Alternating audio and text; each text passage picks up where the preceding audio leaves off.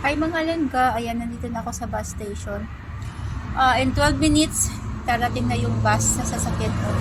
Papunta sa Clementi Bayfield para mag-pick up ng aming marriage certificate. Kasi approved na siya mga langga, so kailangan na namin pick upin yung aming marriage certificate na galing sa Pinas, which is legalized by the DFA. Ayan. Hindi ko naabutan yung mas naunang bus kasi pagtawid ko, nandito na siya. So, hindi ko na rin siya hindi na rin ako nagmadali kasi mabigat yung chan ko pag mabilis maglakad. So, yan mga langga. Maganda naman yung weather.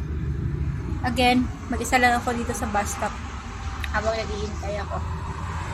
So, yun lang mga langga. Update ko kayo mamaya pag nakuha ko na yung aming marriage certificate. Bye! Good night! Hi mga langga. Ayan, good afternoon. Tapos na ako mga langga, ayan, nandito na ako sa labas ng Clementi. Ayan, ang gaganda, may mga malalaking puno dito mga langga. So, tapos na ako, na-pick up ko na yung aming marriage certificate.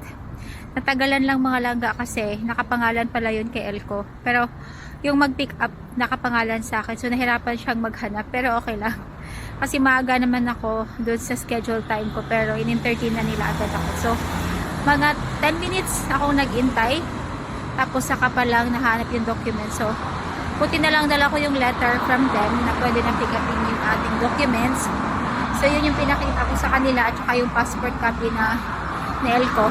So, at yun, nahanap din sa wakas. Pero okay lang din kasi mabait naman po sila. At saka, nagtanong din ako regarding dun sa marriage certificate here in the Netherlands, yung tinatawag lang marriage book.